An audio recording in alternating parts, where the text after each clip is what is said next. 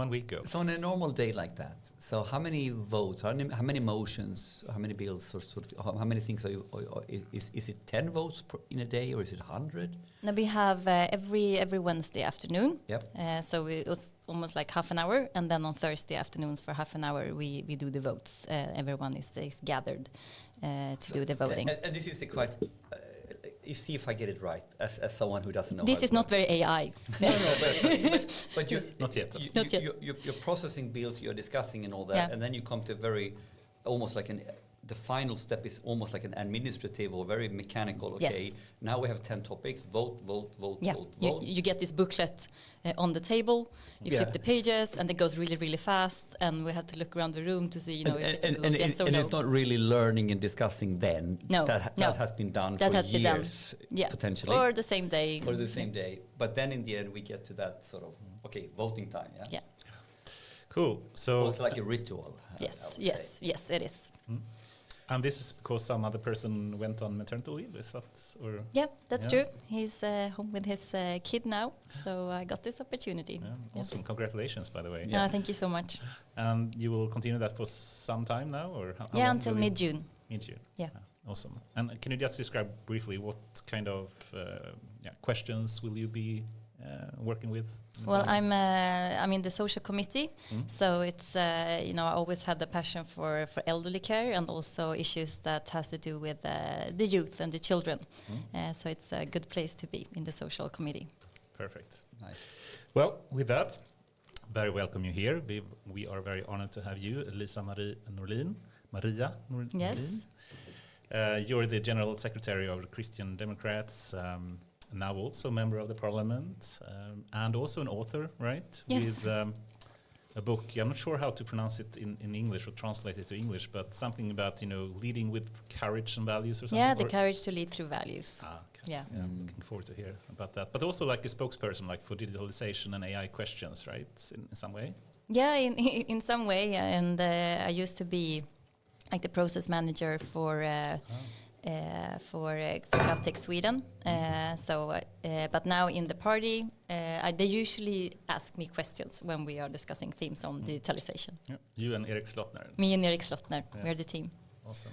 We need to talk a little bit about the book at some point in this pod. So because that's not me on the front page. No. Yeah, I'm just because I find the subtitle is super interesting in so many ways. And I have many angles on this, how we, how we can discuss values, what we mean with that. So I add that to the list. Add that to the list. It's already in the list. So perfect. It's already awesome. in the list. But Liza-Maria, how would you describe yourself? What is your background, your passion, and who is Liza-Maria? Well, I'm a very, very curious person, and I don't know if I'm a leader, but if there is no leader in place, I will become the leader. Otherwise, I can also just be a follower if that's necessary.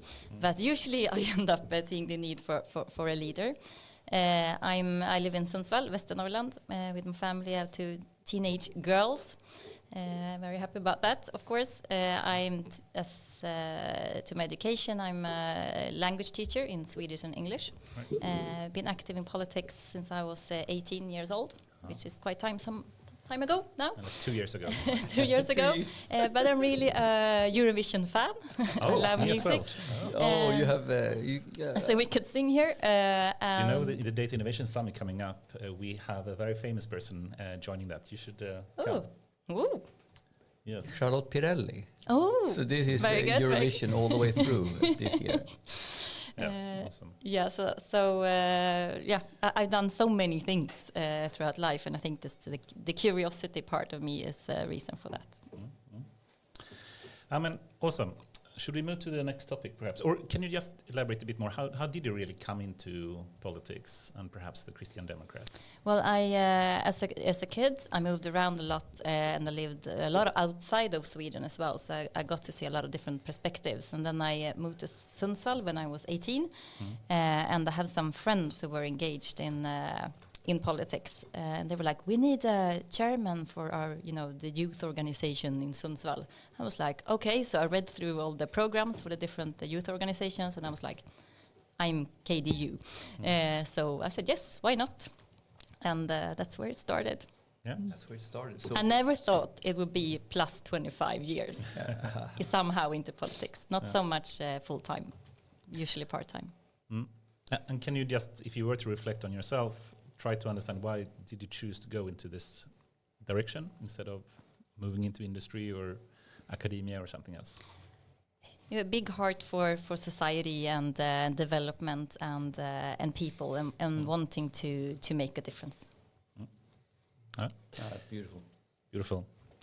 And, you know, we are an AI podcast, so we'd love to hear more about your thoughts about that. And perhaps if we think about AI and the Christian democratic values, can you think about, you know, how Christian Democrats are thinking about AI, their pros and cons, or connection to the principles that you otherwise have in the party?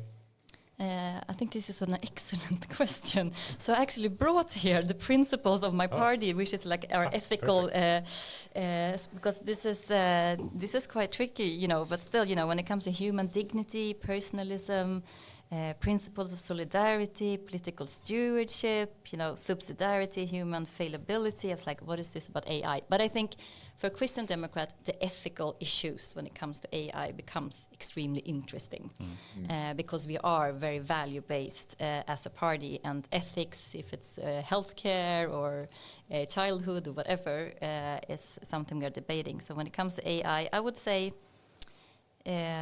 perhaps we can be a bit reluctant because we see the ethical issues and the challenges with it, but in the same time, we also see the need to keep on developing society.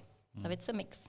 But it's interesting because it's also I'm testing now because if you have some very fundamental values as a party, then you can take another way into looking at that.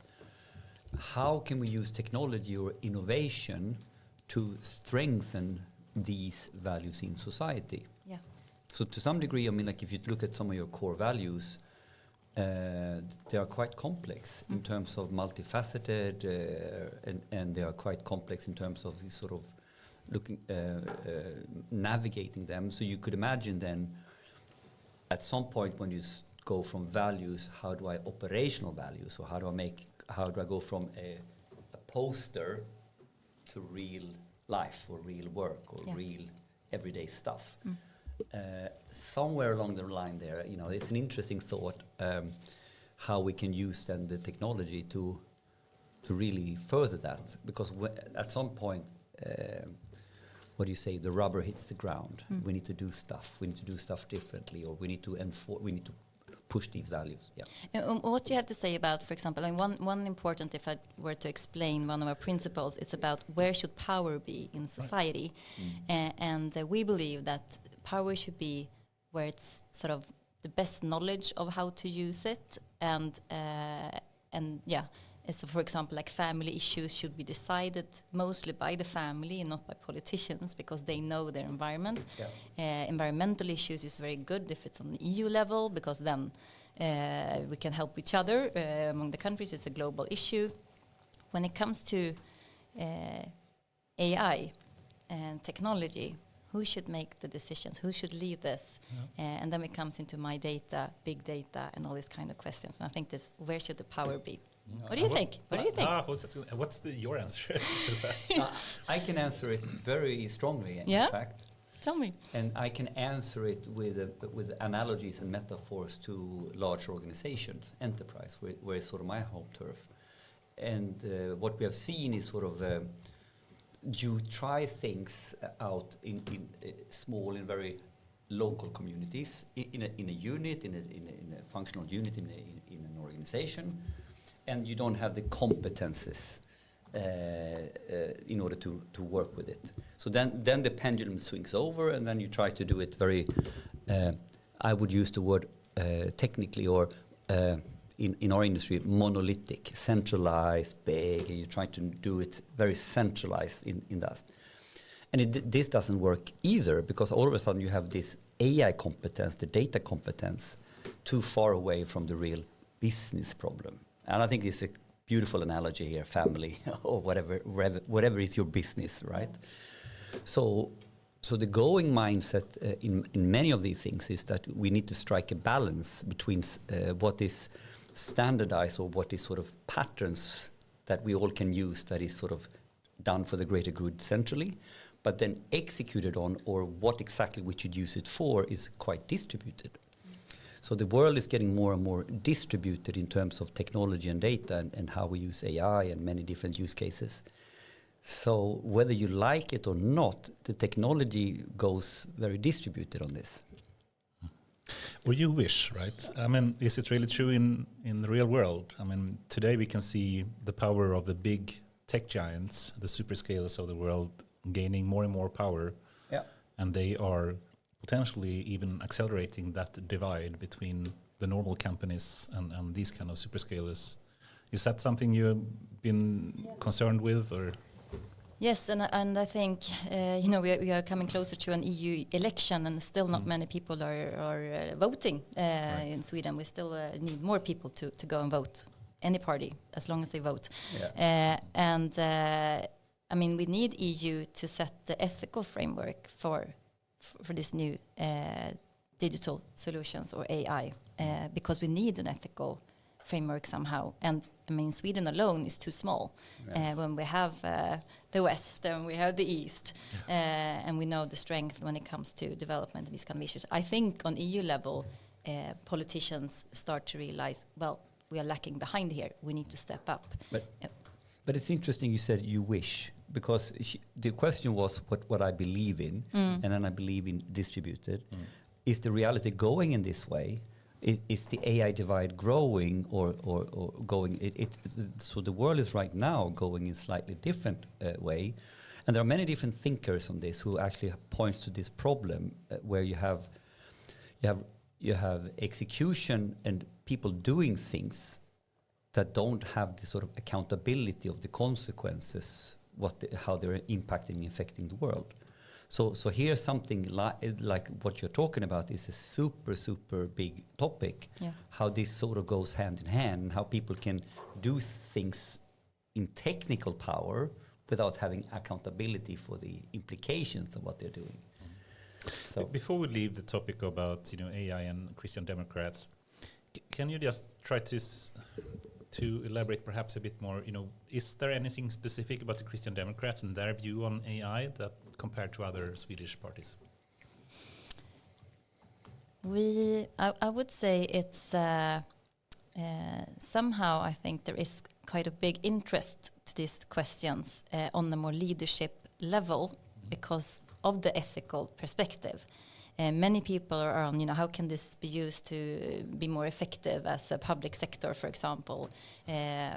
So that's one perspective. And I think, of course, our engagement for elderly care and to use different kinds of tools, which has developed a lot the recent years, is another way of recognizing a Christian Democrat in these kind of issues.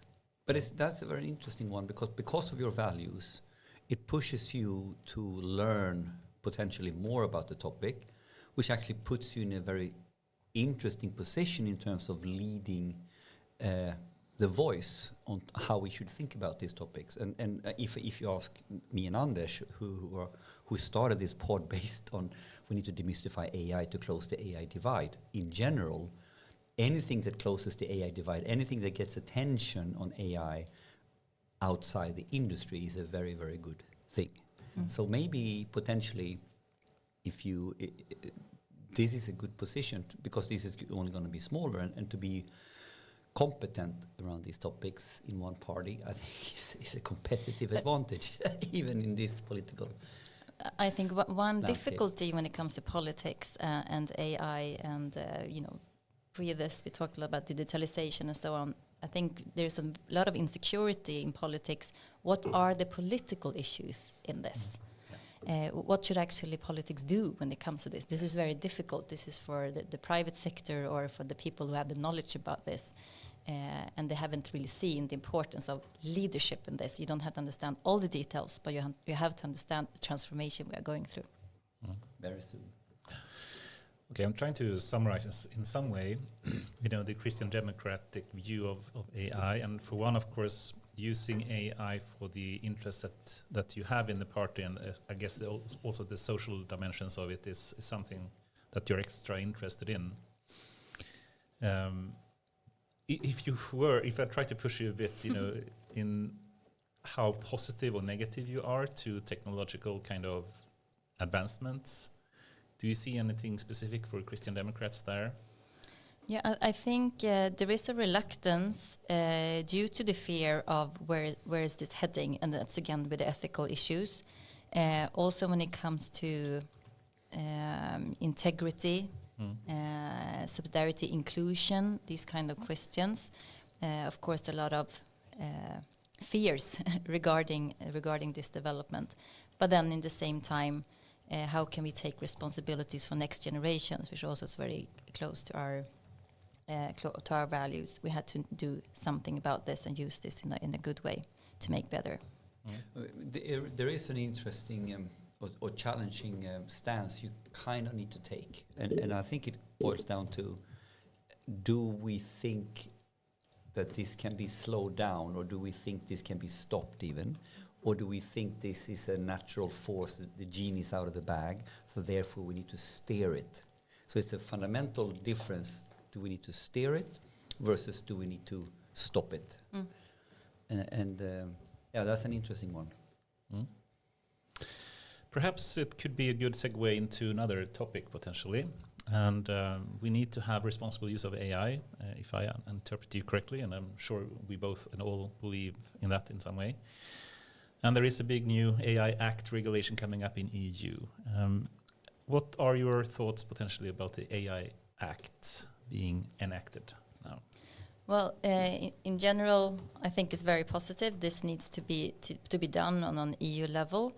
The thing that we from our party has been trying to guard in this is it will not stop innovation. There needs to be like a room where you can innovate without the regulations being too harsh. But as soon as you need to, you put this into market or whatever, the regulations need to be there. So I think that's the dwelling question that has been important to us. We need to keep innovation going, but in the same time have a common framework that protects again the values. And what is your ideas or the party's ideas on how to make that happen? Oh, I don't know exactly, I would say, but I know Erik Slottner, when he has been representing Sweden in this issue, this has been one of his main principles in the negotiations. Yeah, I want to test an idea on this topic because I think the challenge is how to go from strategy to execution, or how to go from regulation and policy to something that is worthwhile, not stopping innovation. And one way of looking at it is that if you have a pie chart, the actual policy piece, we have done the legislation, we're done now, is less than 10% of the work.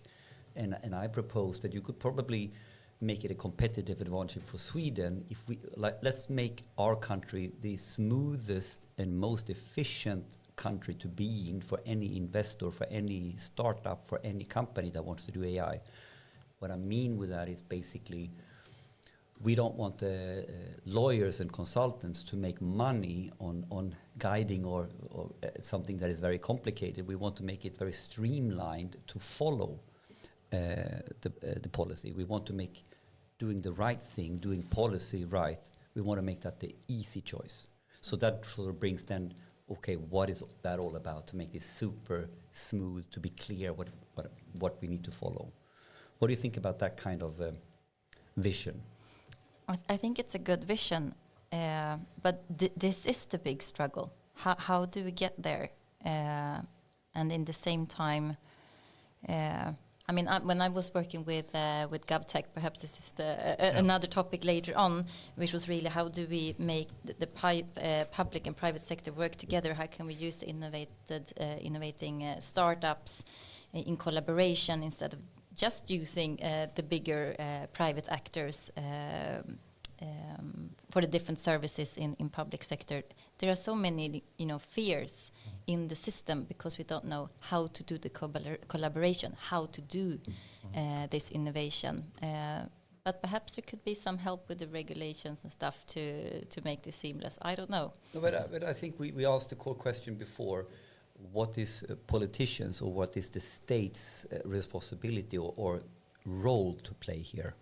And if I then argue, well, you want us to follow regulation, so you need to put heavy investment in terms of making following regulations smooth.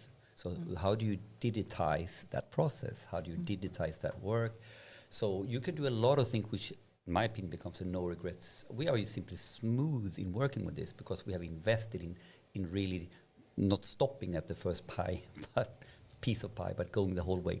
We went the whole full circle, therefore, and we invested in that, and therefore we are great at that. So I think there potentially to go from high level to execution, that's a lot of work. Yeah. Someone needs to pick that bill up, and that is, I think, a political will and agenda to do that could be interesting. Yeah. So just trying to close the topic a bit about the AI Act here. I guess you can say there are pros and cons with this, or there are risks and opportunities, so to speak, with a regulation like this. Are you positive or negative in terms of will it actually be able to foster innovation, or do you think it will be a hindrance as it is formulated right now? I think it's positive in general because we need something to hold on to. Yes. Yeah. And that's a start. And then we can learn and adjust. But I think it's a good beginning. Yeah. And I guess it boils down to how we really implement it. It's one thing to have the legislation, and then we have to basically make the rules in Sweden as well connected to this. So that will be something I guess you will be working with as well in coming time, right? Should we move to GovTech? You brought that up, so perhaps we should. But before we move to GovTech, I want to learn a little bit more about what it means to be a party secretary, and if we can explain that role in not the political, for someone with no political background like myself. I have one boss. Yeah. And my boss is the party leader, Ebba Busch. Yeah. So that's simple. Yeah. And then we have an organization with employed people. We are sitting in the parliament together. So I'm running an office with a lot of colleagues, but we also have like almost 25,000 members around the country. And most people in politics are not employed. They are there on their free time. So it's very interesting to lead an organization like that. So on an everyday basis, very, very, very busy, and the days never really end. But and phone calls, a lot of phone calls. I was so surprised because before I got this job, I never spoke in the phone, hardly. I was doing Teams or Zoom or whatever. These digital meetings, SMS texting is my thing. Suddenly, I spent hours on the phone every day. This is very, very interesting. Calls from different members of the party, or what kind of calls? Yeah, from everyone in the party, colleagues or members. Or. But is it fair to say that as a party secretary, especially when your party chairman is also minister, means that you're kind of running the daily operations of an organization, but with an organization that has a lot of what is its English word? You're working voluntary workers, so to speak, compared to paid workers. I don't know if the English word is correct, but it's the daily operations of the party. Yeah, it's a daily operations of the party, and of course very close dialogue with the party leader on daily basis so we work together. We are aligned. And that's very important, of course. And just the last bit here to understand it, like. So if I think about this like a normal any organization in private or public sector, so you have a party. There's like a management team, and then there's this. And we have communication when you have the press and you have the websites and the campaigning material, and then the organization, how they organize and activities, education, geographies mostly, and then the political development team that supports the members of parliament, but also develop new kind of political issues for the party. Writing stuff, looking into stuff, analyzing and stuff. Being innovative. Yeah, and coming up with what is the party's stance on these topics, I guess. Okay. Do you find any use for ChatGPT in your work? Yes, I have. I did my Christmas card that I sent out to people. So I do, but I think the manager for communication, he's even better at this. So yeah. And for our live viewers, potentially, if you were to give some tips, how to use ChatGPT or not, do you have any personal ways to use ChatGPT? No, but just whatever you're gonna do, think about, could this be used here? Is this a value here? Could it just help you to get a new idea, brainstorm or whatever? See it as a colleague. Usually everyone is so busy these days, but somehow ChatGPT or your AI friend is not that busy. He's always there. I like that simple advice. See it as a colleague, someone you can brainstorm or hone in your idea what you want to write or something like this. Yeah. Are you surprised by the performance? I mean, I still am, even though I've done research on this and for 25 years, I'm still sometimes surprised when I use it and just ask it some, simple question and see how well it's formulating the answers. Yeah. He was not very good, or she, or whatever it is, was not very good at formulating my summer speech, but I was better myself. I mean, I'm blown away. I'm also trying to find out in my brain, how does this work? I want to see this. I want to picture this. I want to touch it. How that, So it's a challenge. One thing I've done lately, and it's been partially fun, but it's also been partially a learning curve how it works, is to use ChatGPT to develop arguments. So basically, like in consulting, where I work with data and AI readiness and change management, and I've used ChatGPT so it becomes like a dialogue. So I haven't started with, I need to do an essay now. So I have this idea that this book written by this person who thinks like this links to this and this and these topics, and I have a thesis about this. What do you think? Interesting, Henrik. Interesting. What you're very polite, very, always. very polite. Always. But then a very, very nice colleague who brushes me like, "Oh, you're so smart." But then in the end, and then basically supports me in finding the logical links and arguments around how maybe different. I have a sense that there are two different concepts linked together. How does that link look like, or how would you argue this link? Anyone else that thinks like this, or anyone else that has written something similar on this, and it's interesting. It works. It really works. And thinking about, have to spend a lot of time making calls, and Klarna made a big bet on ChatGPT, and they made their customer support much more productive, by making this big bet.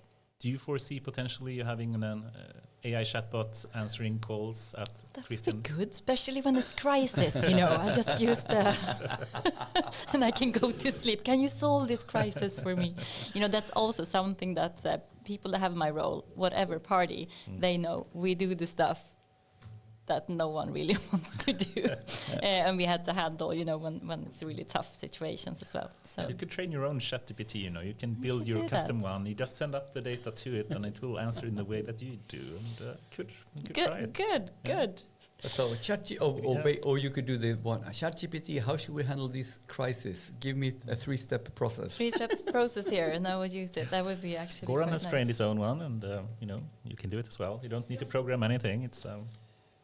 It's extremely simplistic, so I'm not like this guy. So this guy knows everything. So, but they have done it extremely simple how to use it. But of course, you need to also know the limitations of it, because what I understood and how it works is basically like a human would do. It will only answer to the capabilities of the knowledge that the one has. Right, so if it doesn't have so much knowledge, it will just basically give you what he thinks is right with that specific knowledge that he has. And I mean, this is so interesting because there is so much knowledge in an organization, and we have so many Excel files, and we gather all this blah blah blah, and all the programs we had for different conferences. What if we could actually use this and help us to think and be innovative? I mean, I see so much possibilities here. This is truly where it's going, and we have different techniques for uploading the knowledge and the token space, how much you can upload, it grows and grows and grows right now. So potentially now, if you can upload a lot of pages, a lot of stuff that basically frames their thinking in relation to exactly this. So this is completely doable today. Yeah. This is Copilot. I'm not sure if you use Microsoft products or not, but they have a lot of support already for. If you use the latest Office with the ChatGPT Copilot support, it can basically do that today. So it could be something to try out. So instead of starting with the prompting, you start with uploading 50 documents. But do you know leaders for organizations, or it could be private organizations, they are very good at using this to help them become better leaders for their organizations? Do you have good examples of this? I have one example from Tetra Pak, and I wouldn't say it's a leadership example, but it could. I think it could be applied. And here we have a very simple topic. Tetra Pak builds huge manufacturing plants that puts out milk or whatever. And of course, they are made up of thousands of small modules, and those thousands of modules are made up of smaller modules that break.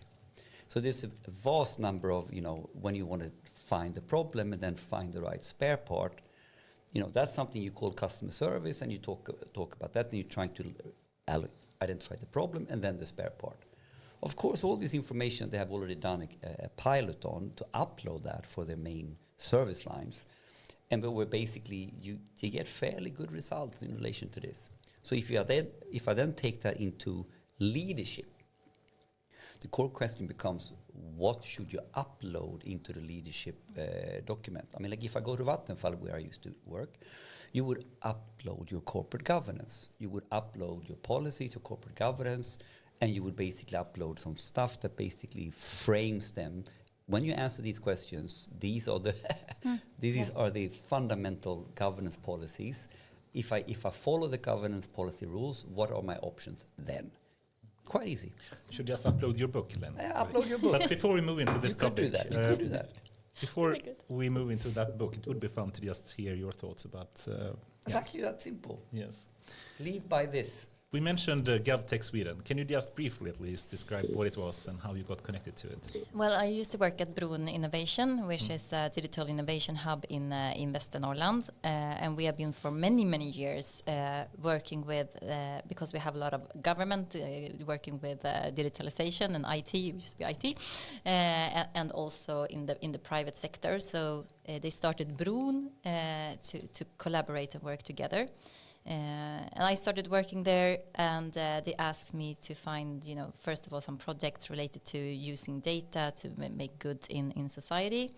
And we realized what's hindering us from this to actually happen. And we realized it has to do a lot with the sort of soft infrastructure, the way we work, then the knowledge issues, etc., etc. We had good meeting places for the ones working in private and public sector, but it didn't really happen. This true collaboration didn't really happen. So GovTech was a word that we found, and we tried to analyze, what is this, and realized it was on the more international arena, and that's where we could use the startups and their ideas and connect them with government development. And this is quite rare in Sweden for it to happen, actually. So we wanted to join people in Sweden who wanted to work with us, but there wasn't such community. So we started GovTech Sweden as a community and ecosystem. And we got a lot of great relations with organizations abroad. And we said, let's do this. This is who I am. If it's not there, let's do it. And we create something. So it's up running today. So it's really nice. What was it? Was it a conference? Well, we started off with a conference, GovTech Day, and the thought of that was, we gathered people and was like, do we need this kind of network? That was like the main topic for the first conference. Do we need this?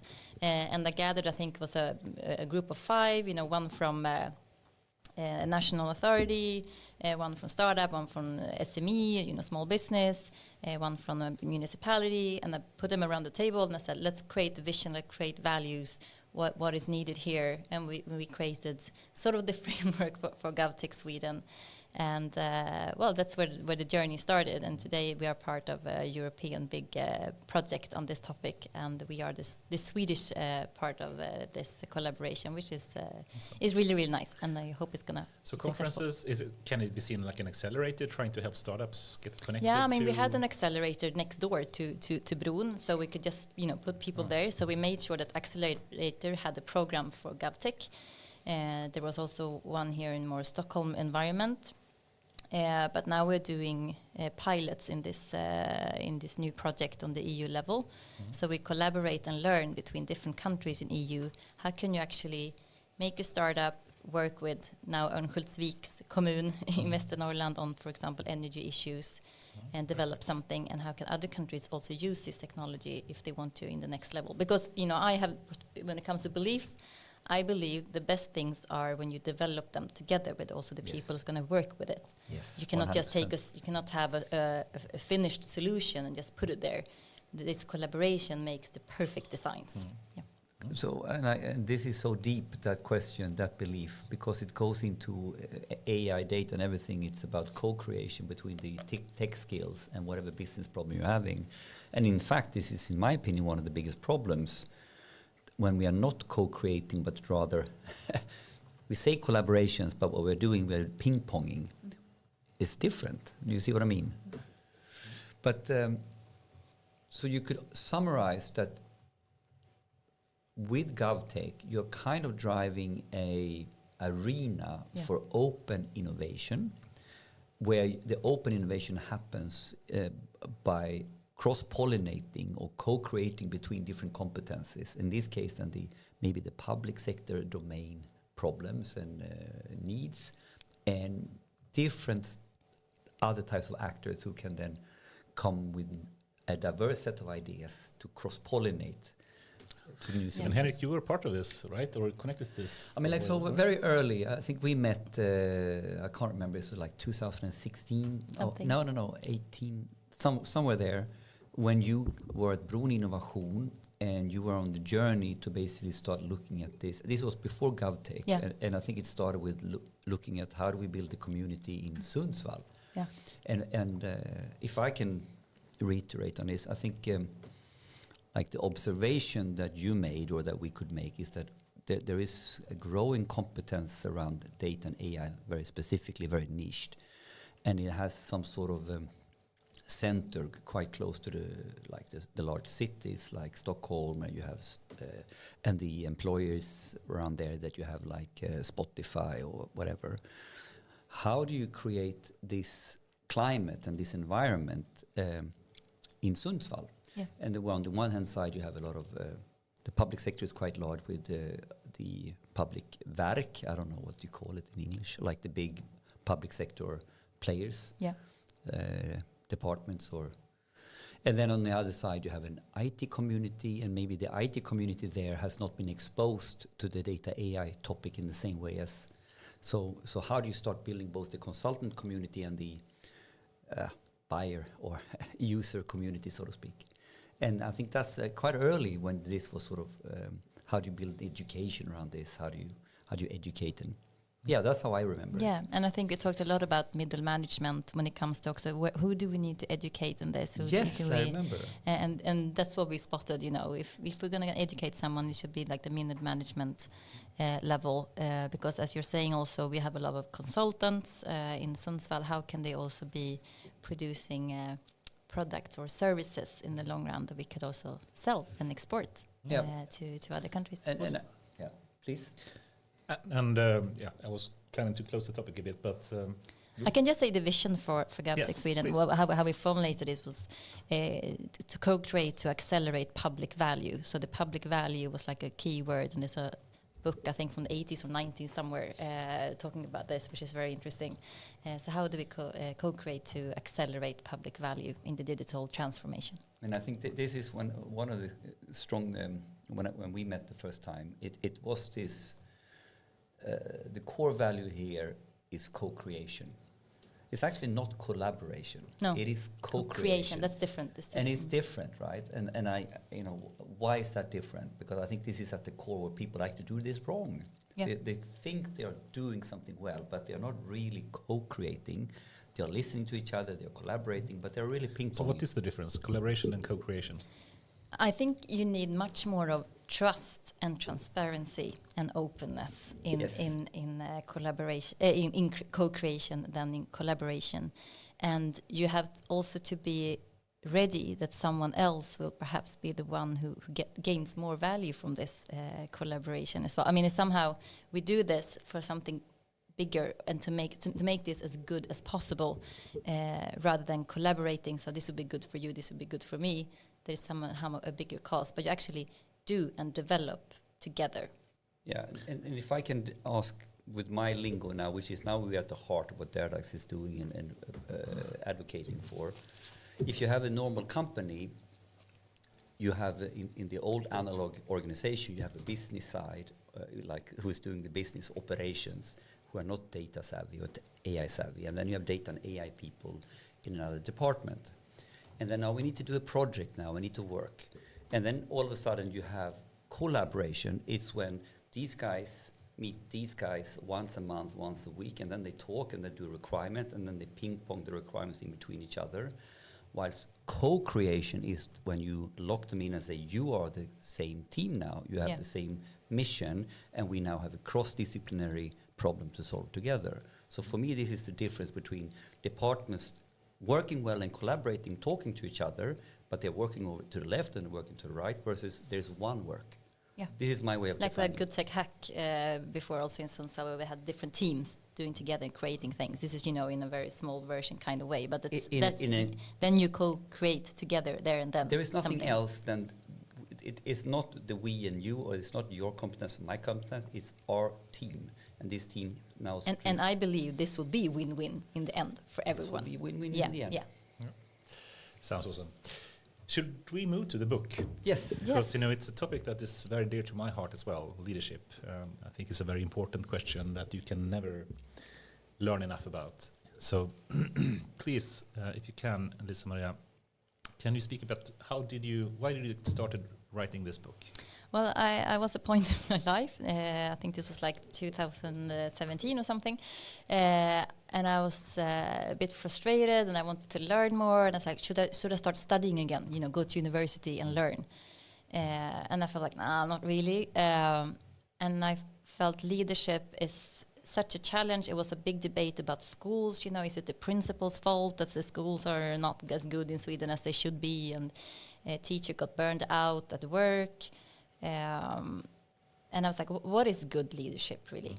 What is this? And a belief I had, I don't really know where it comes from, but I was quite sure that there is something about values and leadership together that's really, really important. And I listened to, I quit my job and I decided to write a book because I listened to one of the principals in Sundsvall for a school who, according to a lot of statistics and stuff, is one of the best schools in Sweden. And Sundsvall has quite bad schools, sort of, when it comes to statistics.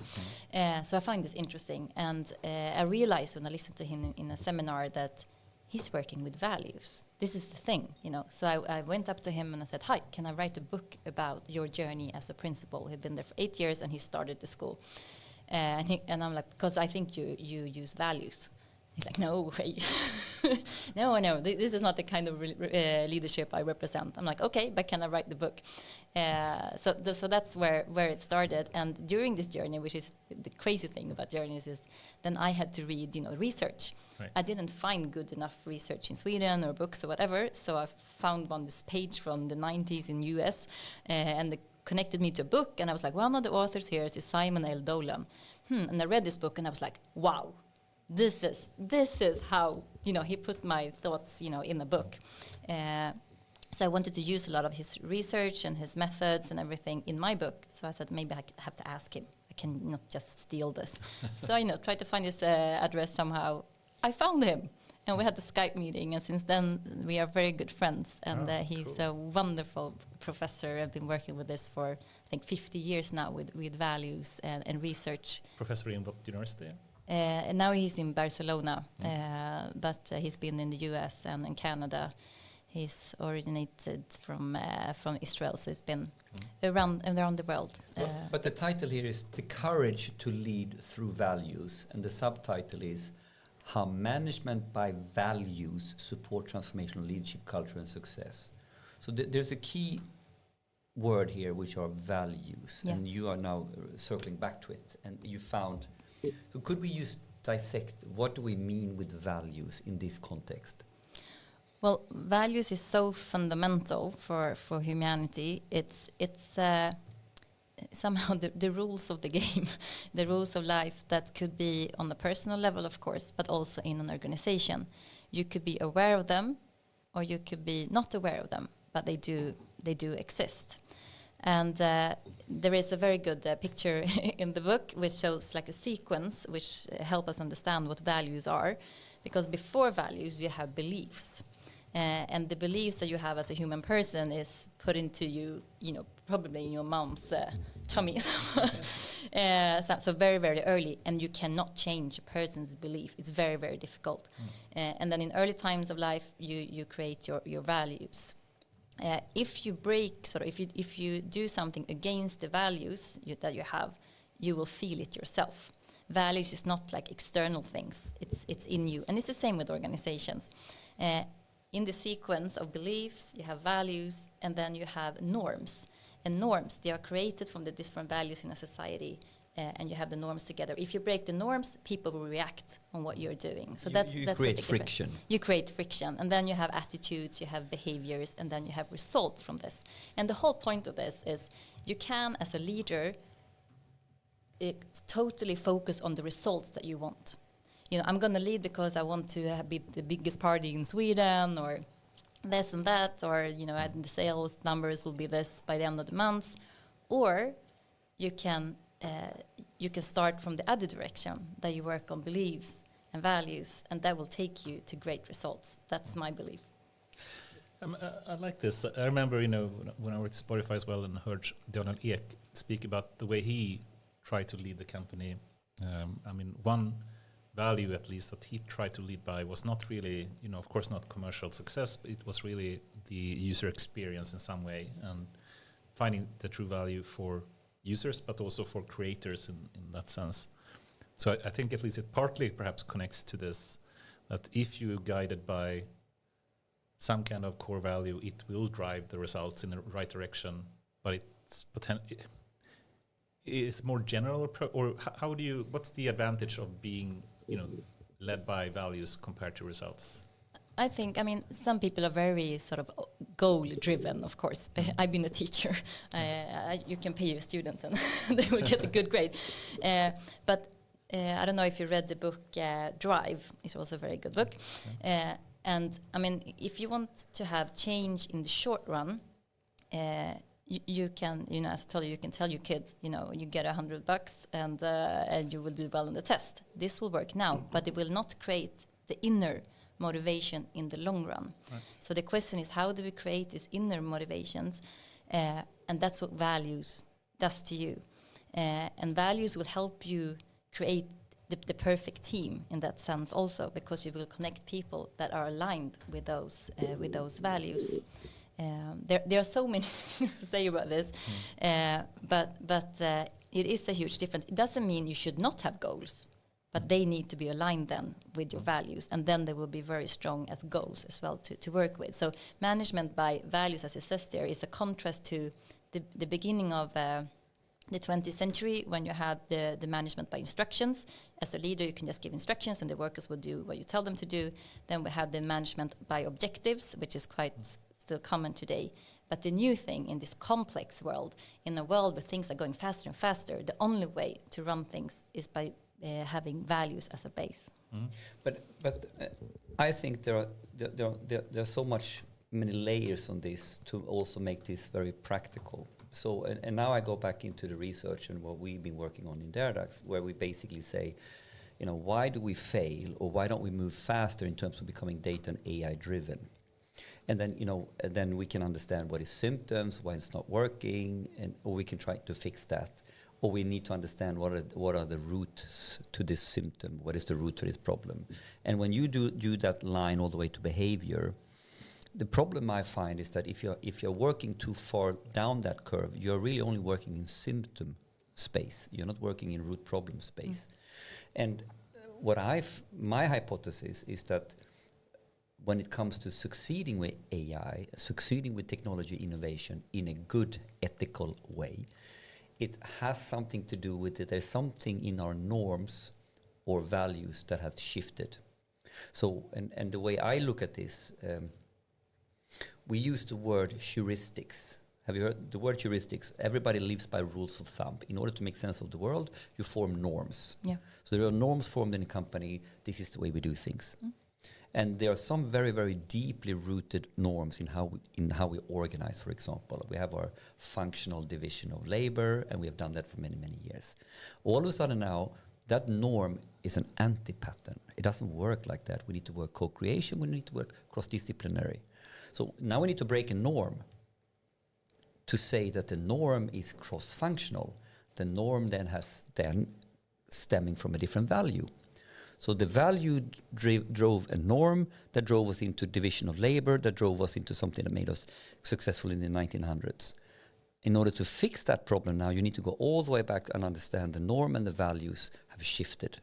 And the tricky part now is that we're not now anymore talking about values on a very fluffy or godlike point of view. It's like Daniel Ek's, what is the core values and principles, how I believe about business. Couldn't it potentially also be that if you are driven by too much like numbers in terms of quarterly results, then potentially you may optimize for short term, but it can potentially be a suboptimal one way of driving it in long term, and values are more stable in some way. So if you drive it by values, it will potentially be more long term.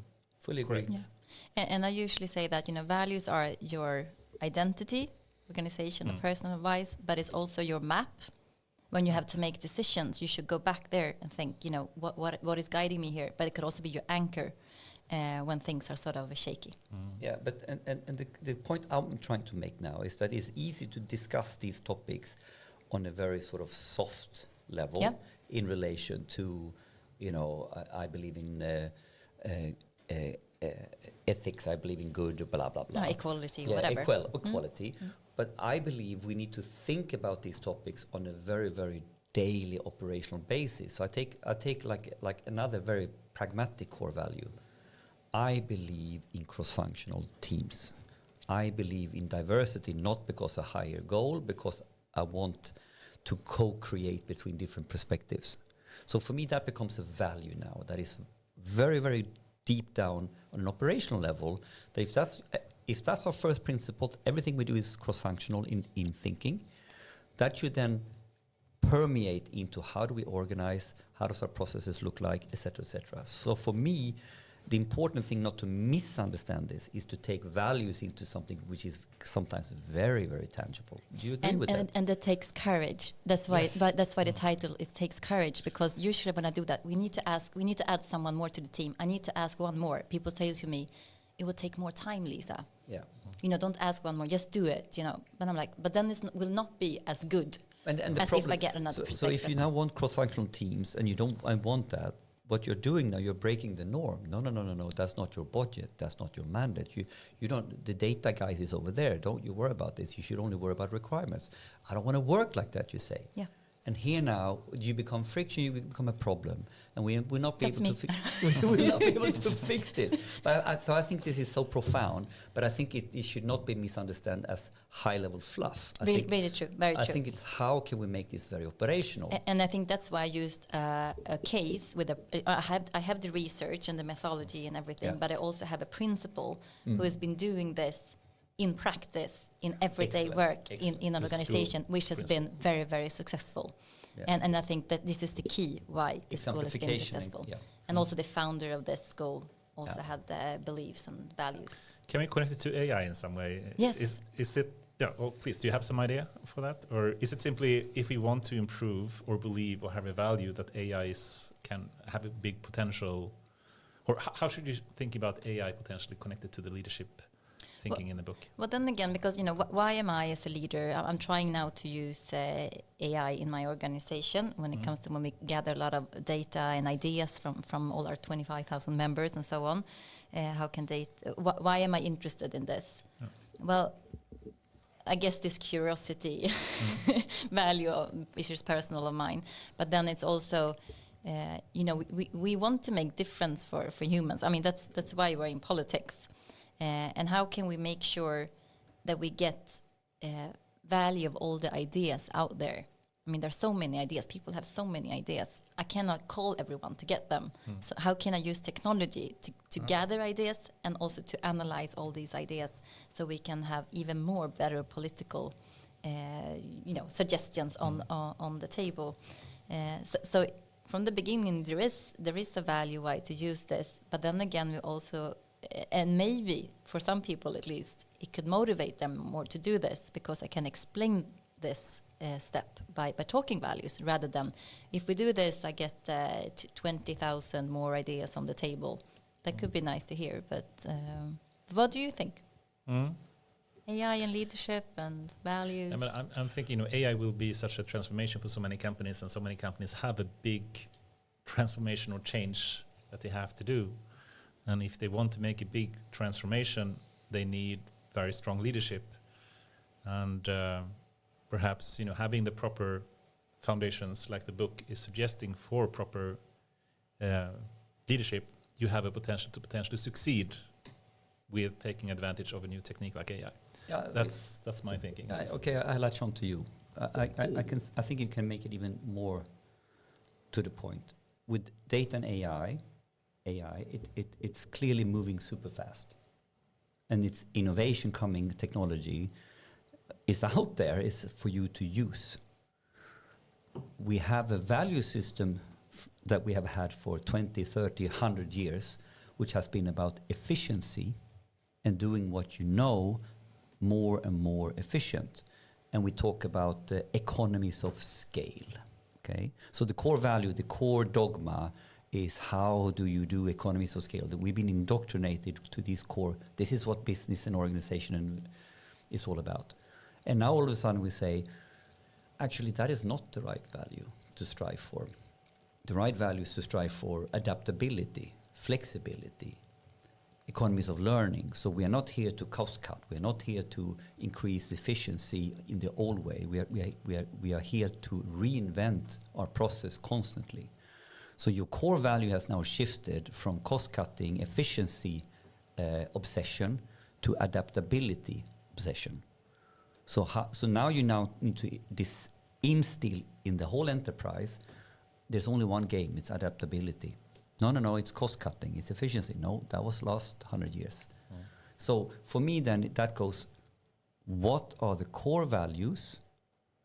What are the core norms that fits with VUCA, that fits with the extreme technology innovation?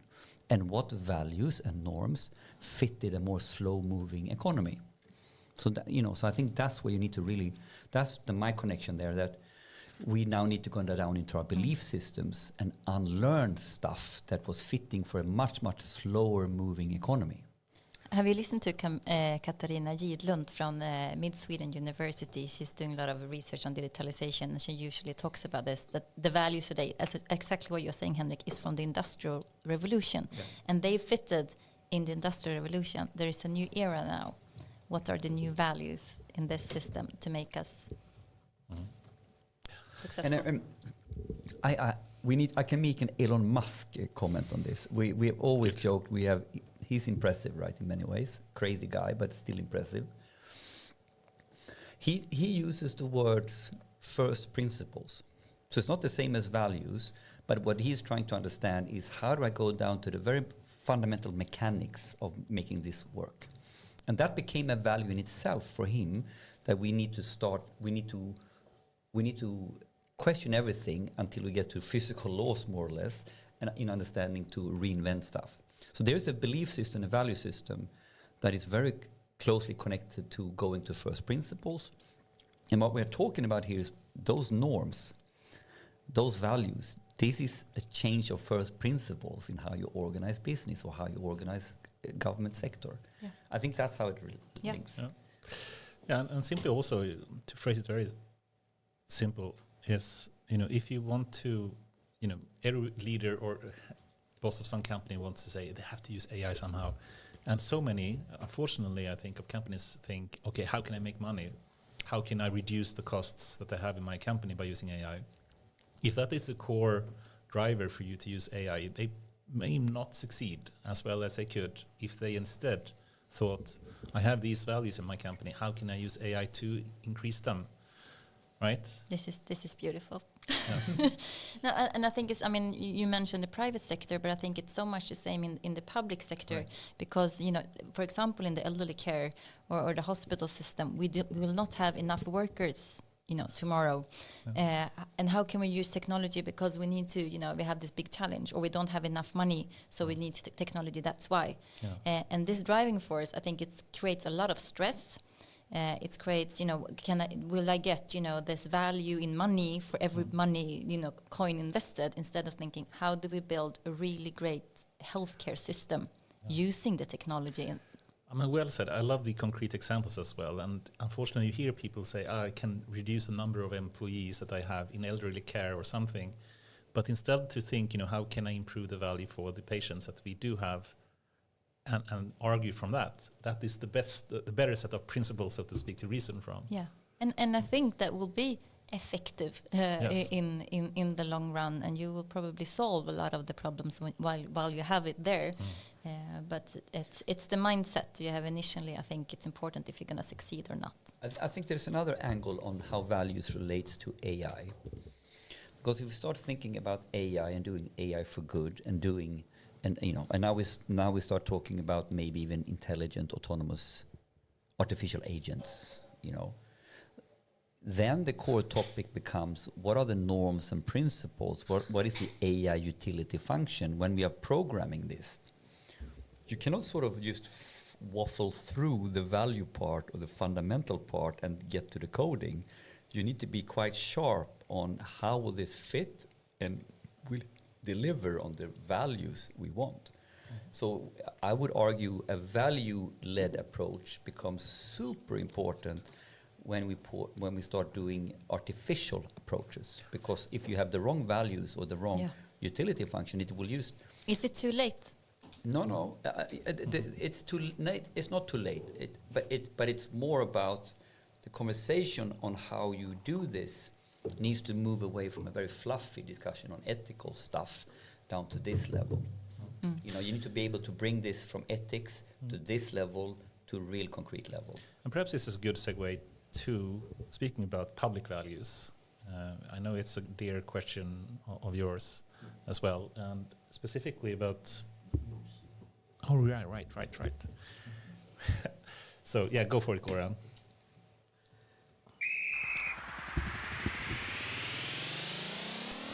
It's time for AI News, brought to you by AIAW Podcast. Yes, so we have a section in the middle of the podcast. We will get back to the question we started speaking about, AI for public values. But before that, we have a small break. Not always that small, but we try to make it small, where we bring up some news items, something that happened recently in recent week. And each one of us, if we want to, can speak about some news article. Do you have something, Liza-Marie, something that you would like to speak about, or should one of us go first? No, but I recognize I think it was on the news last night, this issue about how AI, is it a threat to the workers, and can it, I don't have to be a teacher next year because AI will be there instead. So I think it's a good thing that it's becoming, on the normal news, so to speak, some AI news every now and then. So can you just elaborate? But what was really on the news, so to speak? Was it about teachers getting replaced or something? No, it was more in general. How the future workers will AI replace them, so this kind of issue was on topic. I think they will come back to it more later as well. But it's interesting. I think when it's on the headline news, AI topics. And it is, right? It's getting more and more news in for the general news. Yeah, so to like speak. for general news, yeah. And what's your thought about replacing people? You know, for me at least, you know, my big bet and belief is really that AI will augment existing workers, and simply we will have more stuff being produced. We will have more better services. We have more products, and there is not really a lack of need of products and services, especially like in elderly care. You know, you have so much more you would like to do, but we don't have the people for it or the efficiency for it. So, I mean, in my view, it's kind of strange to think that it will replace people. It will simply make us more productive. What do you think about that? Yeah, I mean, if you look back in history, I mean, we've been through developments many times before, and it's not like we are unemployed today just because we are not in agriculture, all of us anymore, or in industry. So I think it will be solved by itself. But co-workers is a good thing. Perhaps we don't have to work 40 hours a week in some time in the future. Exactly. That could be a That could be a good nice thing. future. Henrik, do you want to take something, or should I? I have one, which is I saw flashing through in the media. There was a news coming out of MIT, and it's been sort of circled around a little bit. And the core heading is a faster, better way to prevent an AI chatbot from giving toxic responses. And I just found it quite interesting to, how different techniques are evolving around this. But this is a quite small news. But I found it quite interesting also here today. Like we have AI in election and all that kind of stuff. So we have not only toxic responses, but there are so many angles here. Should I take it? Yeah, I can take it quickly. So this is about how do we put safety issues and how do we do different things in order to avoid toxic responses. And so the core background is here. This is a quite technical view on how they are sort of using different techniques in how you build these systems. So what they have sort of what they are highlighting is a couple of different techniques or a couple of different features. One is they call it automated red teaming. You know, how you work with the large language models in a way that you can sort of find the stuff that is not the right one. I don't know the details enough. I realize this. I should highlight this. And another key topic here, what they're doing is like when you're building the model and when you're building the training data, you have different reward systems in terms of saying, this is good, this is bad, this is good, in order for the model to learn. So it's also highlighting that how it's rewarding curiosity. And in what I understand with that is in a way that it's rewarding a model not to only go narrow-minded into, like the toxic is like the narrow-minded approach. I don't know, but I just wanted to highlight it, but I haven't gone deep enough in it to really dissect it. Any thoughts on it? I think we need to do a lot of research in making sure that we can have guardrails and safe models out there. So any way we can make the process to validate that and make the models more safe is super valuable research. I heard some, Meta, if you just counted the number of research articles they're making in terms of AI, it was basically half in just safety aspects, and the other half was in functional aspects. So it seems like this is a very important topic, and it's great to see that so many countries are thinking about the safety aspects of AI these days. Yeah, we can leave that. Yeah, I can take one of my least favorite company, Apple. Do you have an Apple or iPhone or? Apple computer and iPhone. You're an Apple fan. I'm an Apple fan too. I'm an Apple fan. I'm not, but I have an iPhone anyway. I can tell. Anyway, Apple actually has not been very, in the forefront in terms of AI, and they have not been, building a big language model. They are starting to, but now they actually released a research paper. And a lot of media got it completely wrong. They said, Apple now have a model that is beating GPT-4, ChatGPT-4, etc. It is not, but it's built for a very specific use case, which I think is interesting. So the paper was called Realm, Reference Resolution as a Language Model. So it basically means that they want to understand, given a piece of text or what's happening on the screen on an iPhone, can you connect what each reference is referring to? So if you just he or she or something, what is that reference? And also try to see, what the connections are of entities on the screen or in a piece of text or in background activities happening on the phone.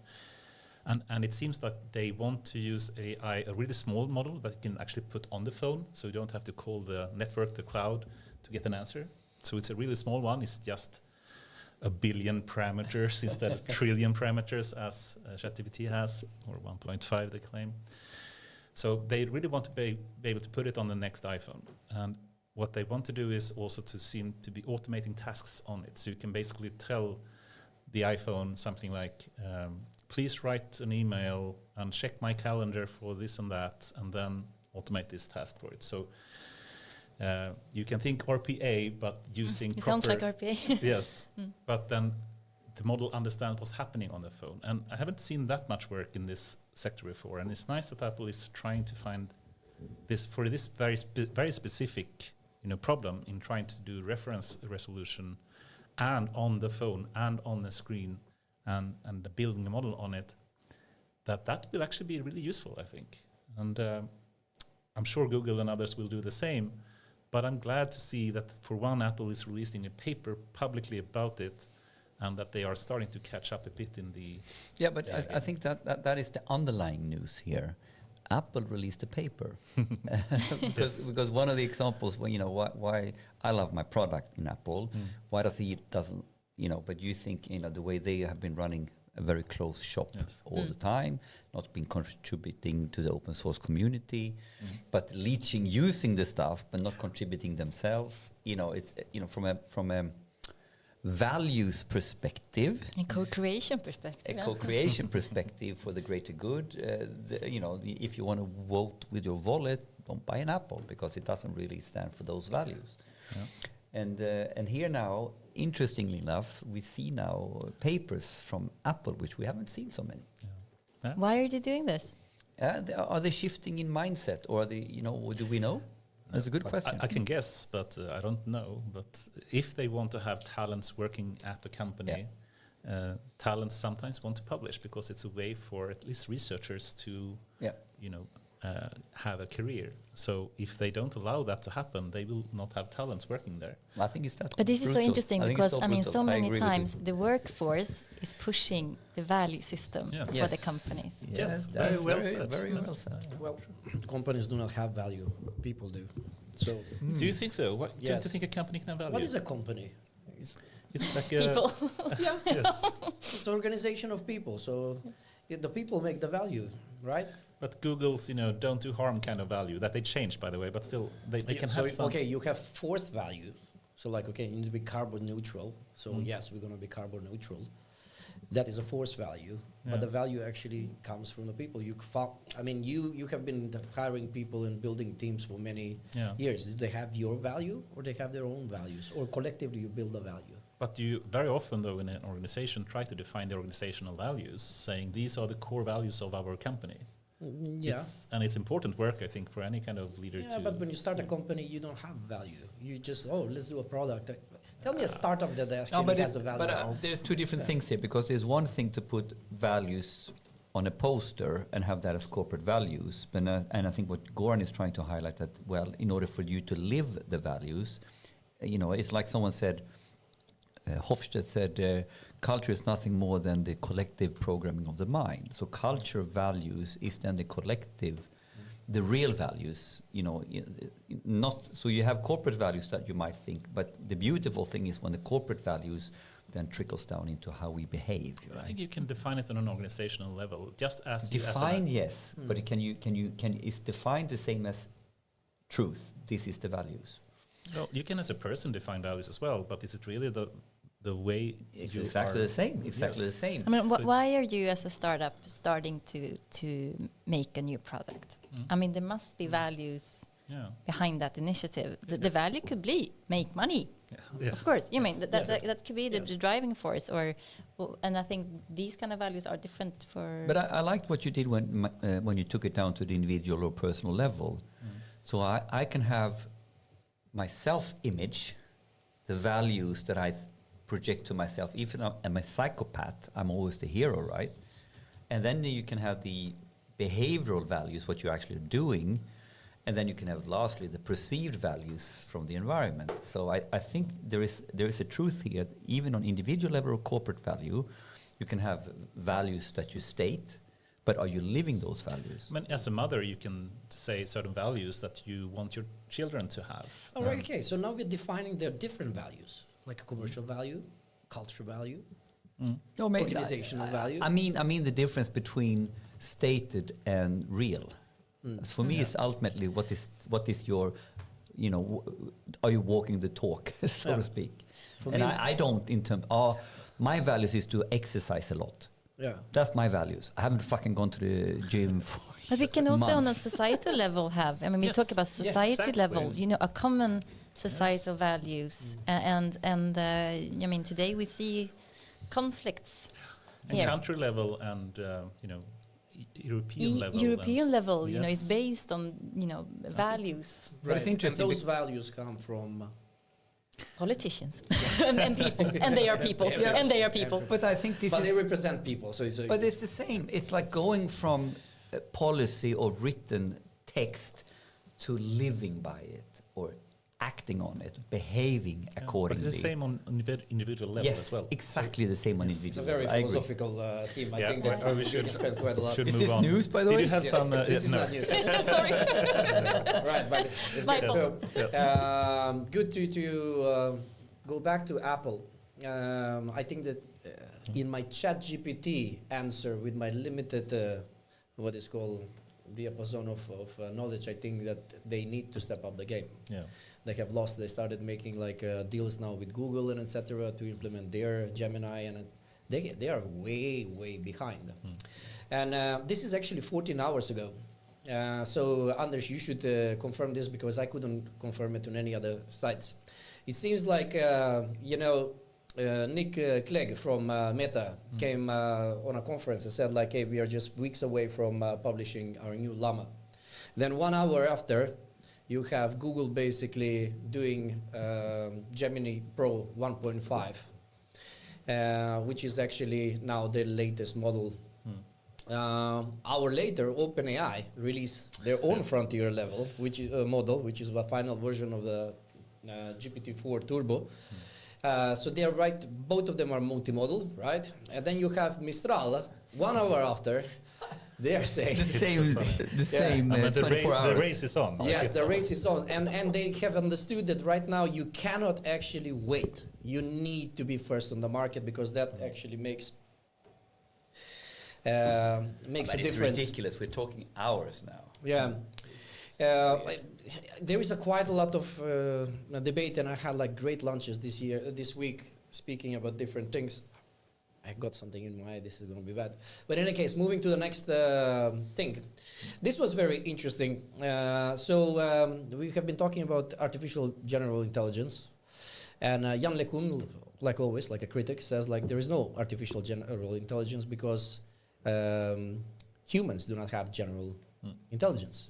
So the only thing that we can hope for is basically human level AI.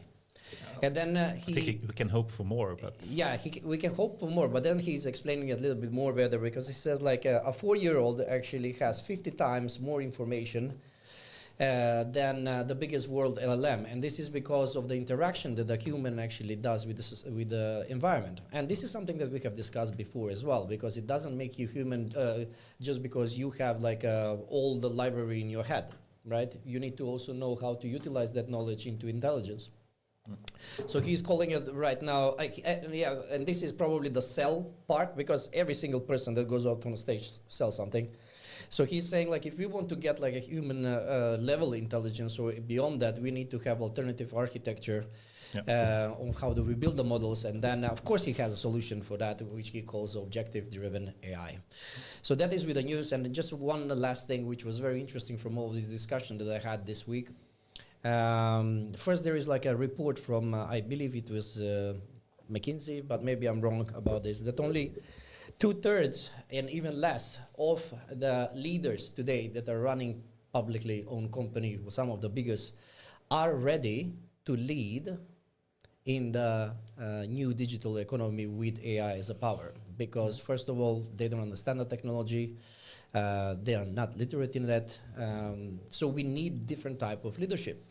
Or at least the old leaders needs to understand that the paradigm have shifted quite a lot. You started talking about middle management, and me and Henrik, we have had a lot of discussion about this, and we actually align on many items, but I believe truly myself that right now even Sweden has, like many countries, but Sweden especially has enormous amount of people that are capable of leading these countries, these companies, to be more data-driven and AI-driven and to lead the transformation forward. But they are not the leaders; they are the middle management. Mm.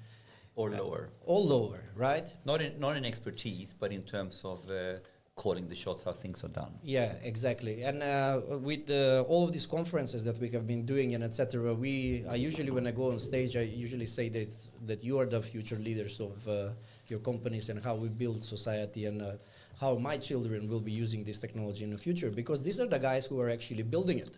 So they understand how this is going to work. So we need a different type of leadership a bit in terms of, they're very uncertain times and things are changing quite a lot. We need to change a lot of things. From a societal point of view, we need to change laws, we need to change, I was speaking with a friend of mine that moved to Sweden 5 years ago. He moved from California. He's extremely good software engineer and data engineers. Right, we should not mention names, but that is fine. So he's in a country for 5 years and still he hasn't gotten even the residency. Right, he's stepped in a loophole, and now he's thinking like this is never going to work. So he's going back going back in US for some time now, right? And now we're talking top-level data engineering in Sweden. No, but he's thinking, so it's not that he's leaving, etc., but he's getting a little bit fed up that the system doesn't work. And I believe that AI is about people, and if we want to win the race, we need to change the narrative, we need to change basically the politics, the society, and everything else, and we need to start being attractive to get these people in. Because right now we are exporting talent. We are not importing talent. In the 70s, 80s, 90s, we were importing talent because we had a different school system.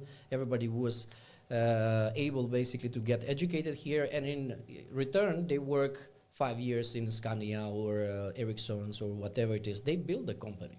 And right now we are not doing that. Canada is doing that. France is doing that. Silicon Valley for sure is doing it. China is doing it. Dubai is doing it. But we are exporting talent. We have the best universities, and we are not doing anything about it. And we are not even getting charged. We are not even getting paid for exporting talent. So we are teaching them and basically leaving them out. So we have to make them come here, do the education, and then get the family so they can't leave. Yes, exactly. Yeah. That's the lock-in. All right. This was not a news, but this was a rant. It was a rant. AI rant by Goran. Yes, like usual. Okay. Thank you. So let's get back to what we started speaking about, at least. And I know big important questions for you, especially now in the parliament that you're in, is public value or social good that we can find. And if we think about AI, do you see any specific areas like elderly care or something else where you believe AI can make especially good value? I mean, if we look at the big challenges of today, I mean, EU is really onto the twin transition when it comes to digital and green, etc. So I feel that politics is already there. But what I have, one of our big issues in Sweden, but also internationally, is the health of young people.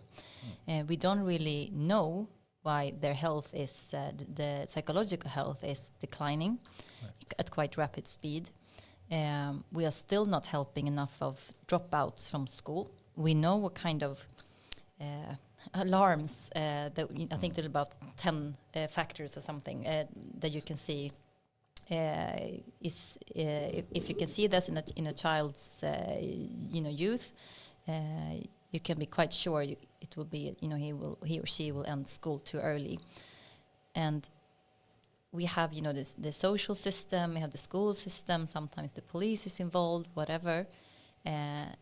they cannot share data as they should. I know the politics are into this right now, but That is a new law. my vision, and I think I have a picture with me, a project that I was, and this is politics also, but I did it in Bro because sometimes you use other places, data and digitalization for youth people, and it is about what kind of data can we collect about young people to prevent them from becoming dropouts or mental issues or whatever, on a big social level, so we can see, okay, this is alarm clock, we can see already 10-year-olds are having this problems or whatever, but also very close to the child, and then of course that kind of data will be to the social health care team, whatever, in school, etc.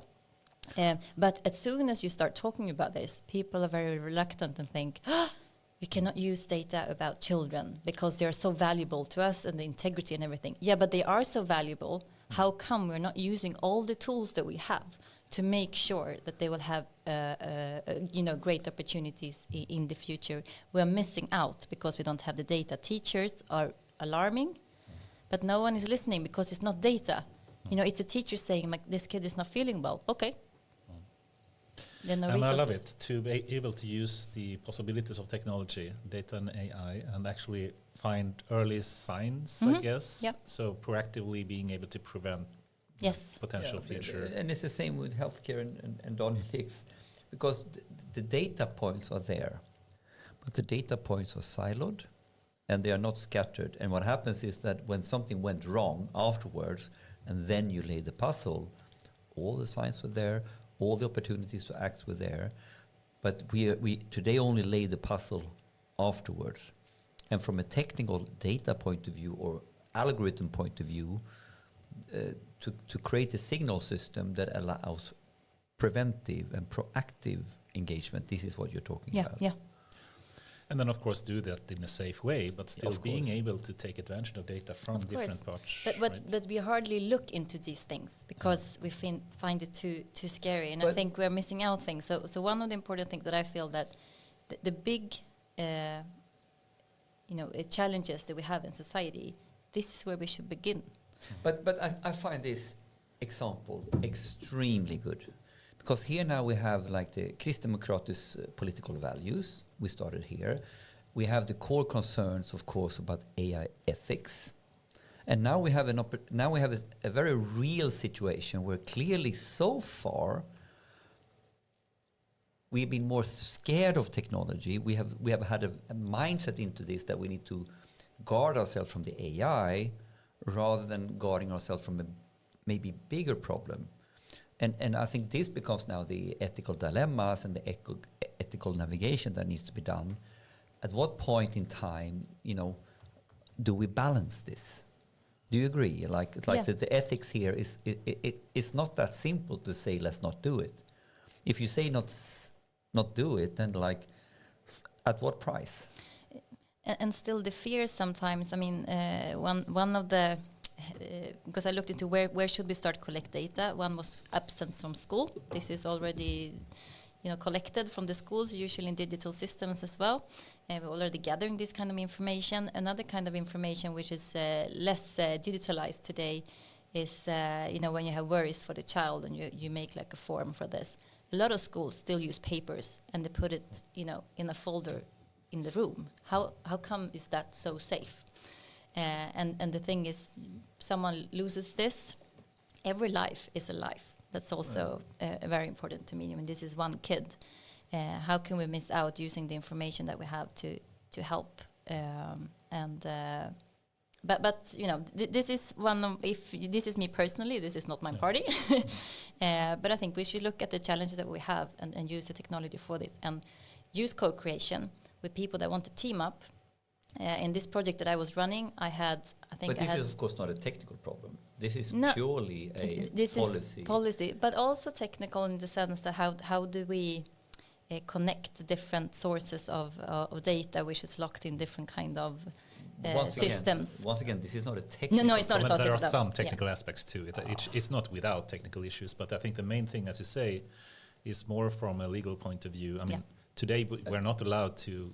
But I don't agree. I think this really clearly this example of connecting this data boils down to 90. I mean, like it's a 10, 20, 70 rules that we have used. BCG used it. I've stole it.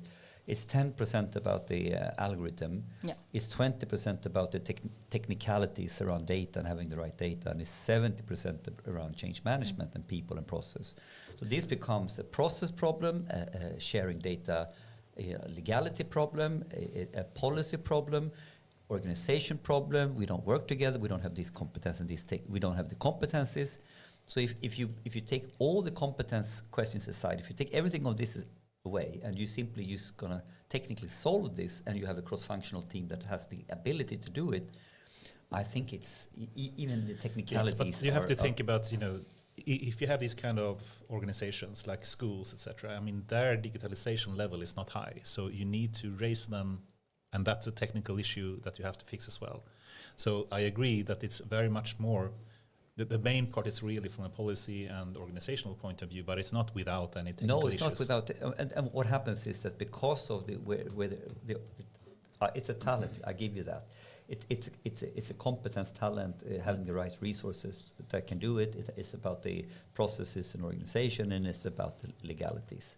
Because what happens now is like some of the stuff that you want to do now, as you said, this piece of paper is not digitized yet, so I can't get that data in. So I actually need to start collecting the data in the correct way then. But one thing that I really visioned about this was also when I looked into the data that we had around young people, and I look at the national authorities' web pages, you can find things. The data is usually 5 years old, perhaps 8 years old. I'm like, how are we going to help the kids today? I mean, real time. This is the cool thing with digital, is it's real time. We could have a real time database in Sweden, gathering this kind of information, and using AI help us to analyze this without going on, integrity, personal issues, make things. Where do we need to put our efforts?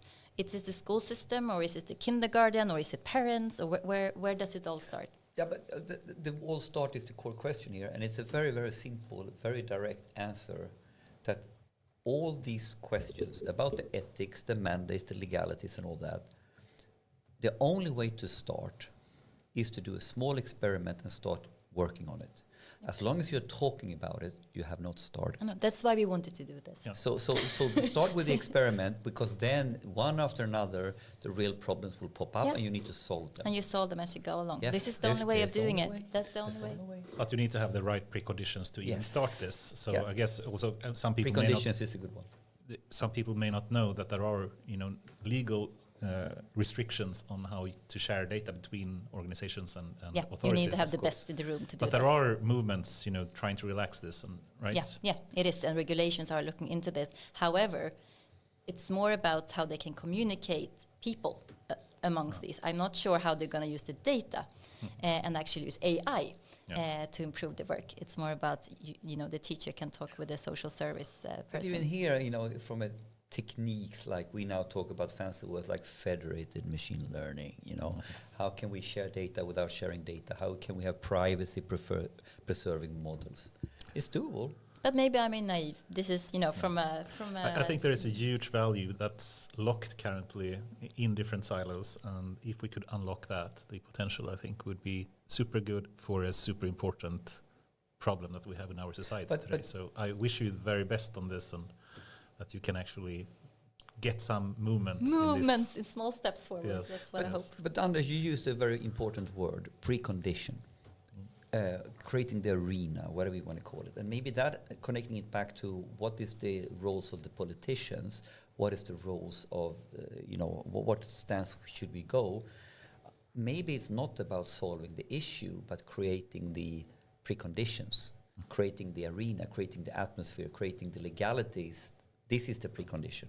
Yeah. That's why we need politicians like Liza-Maria. So yeah, and you need to co-create with the politicians, so we make the right decisions. Yeah. Should we? The time is also flying by here, so I was thinking about going even more philosophical potentially. So we can speculate here without having any truth connected to it potentially, but.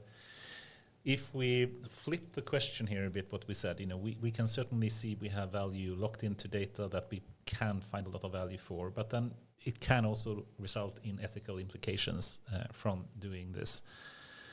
What's your thinking there about potential, ethical concerns, especially in terms of AI using large amount of data in different ways?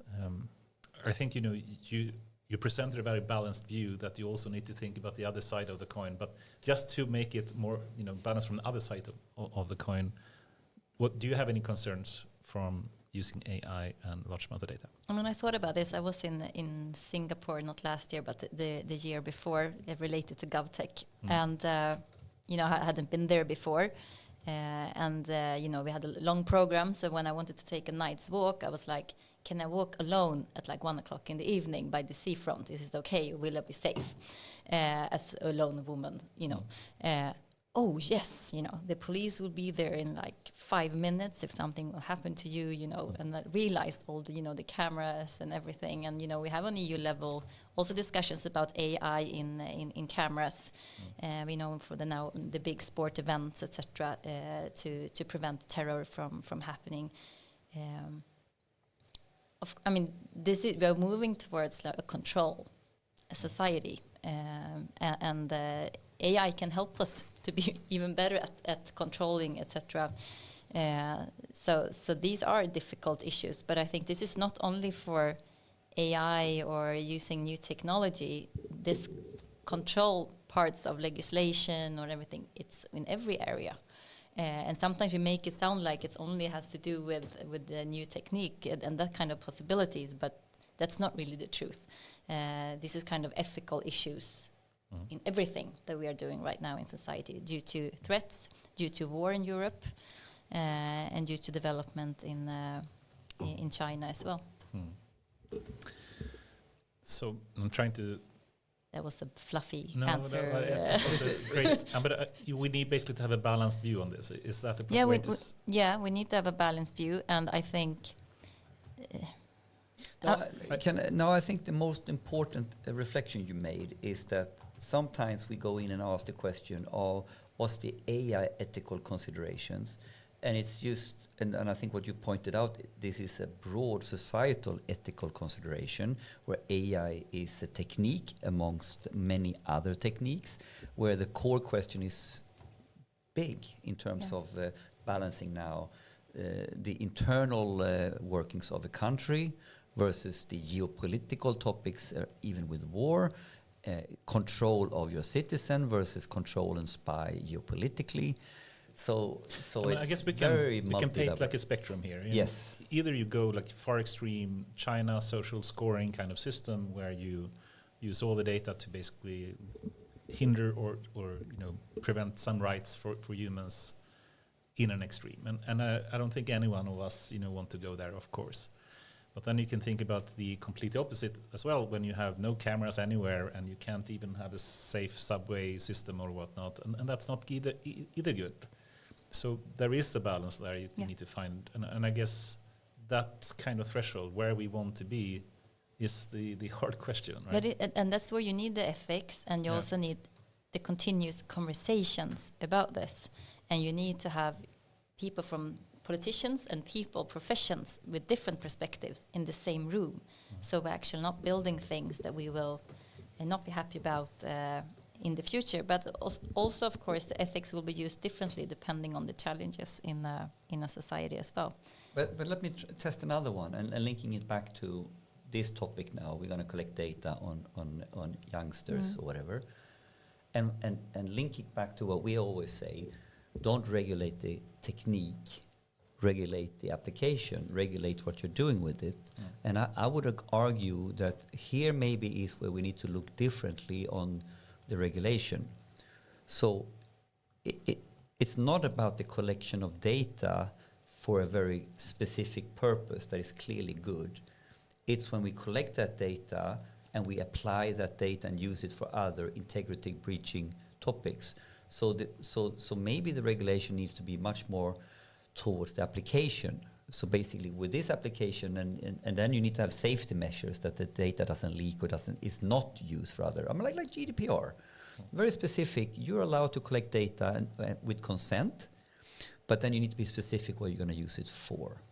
So isn't that the same kind of logic and argument that don't regulate the technique, don't regulate, data is open, but it's open in relation to an application that we consent to.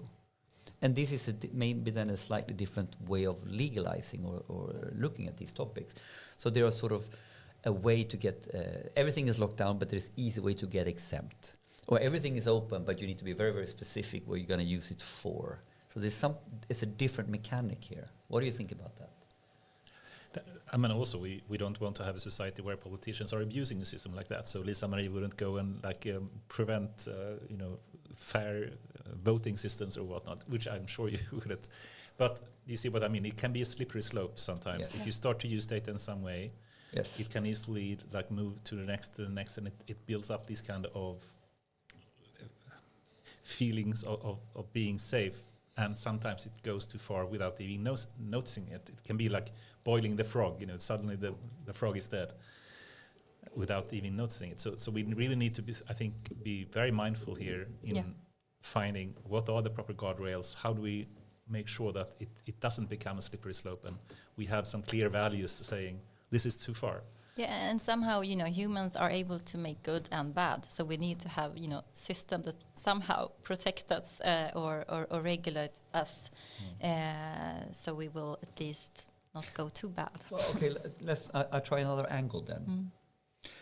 What if this is only to some part around the policy and regulation on a high level, but then it's about implementation. So what we need to get to is to very, very strong process. And I'm actually working on the Data Innovation Summit keynote speak, and one of my storytelling I'm thinking about is like saying it like this: stop governing data, stop managing data. How can you say that? Start governing data work, start managing data work. So when we say AI ethics or data governance or AI governance, we are talking in the abstract around how we govern data. What we really need to govern is the people working with data and how we're supposed to work with data, and so we're going from a very fluffy idea to what is actual process, and how do we have guardrails, and how do we have structure, how do we have smooth processes, how I get support in guiding me in what I can do and not do with data. Do you see there's a distinction? Do we want to govern data, or do we want to govern data work? Do you see? I mean, so there's a mindset shift here maybe, because we're getting... Can you give an example? Yeah, so when we say data governance, all right, so we need to have quality data. Go to a large organization, and we use similar or the same data for many different purposes. So we take finance data and we use it to close the books. Then the data needs to be governed in a certain way to match out the books. And we can only use it in this way. And this is for the accounting. So we need to have policy around data work in relation to accounting. Then I go down and work with the sales and pricing, and I'm trying to find the right price point on a piece of equipment. And I need to understand my cost. But here is a much more different problem, right? So we're doing data work where the cost dimension is just one part, and we're trying to do an algorithm or something else. So now we're doing something completely different, and we need to govern that data work. And it has so what is then data quality? Here the books needs to match 100%. That's the objective of matching out the books. Here is about finding a price point, maybe very fluffy, right? And it's hundreds of parameters. So what is then data quality? Can I have one policy and one process for both? Can I have one, we have a data quality policy and it's like this? Doesn't work. You need to govern the data work in relation to the problem you're having. So are you governing data, or are you governing data work? One way of looking at it. Interesting. Perhaps before we move to the final kind of futuristic question, I'd just like to hear quickly about your thinking about Sweden compared to other countries in the world, and then thinking about development of AI. What do you think about the current situation we have in Sweden? I think Erik Slottner has been clear that he's very concerned with Sweden lagging behind a bit. Are you concerned with that as well, or what's your thinking about the current situation? Yes, I'm concerned, and I've been for quite some many years. I mean, I think Sweden as a nation had a great potential here because our community, our people use technology quite a lot. We were very early adopters of IT systems. I know this is also a problem for us as we cannot be as quickly footed as we want to sometimes. But we have and we have good school engineers and everything. So we had an opportunity here, but somehow we weren't really in that race. And when I have compared us to other countries, and even like Denmark and Norway, whatever, they invest more from the public perspective. They put a lot of public money into this. It's not going to happen without investments.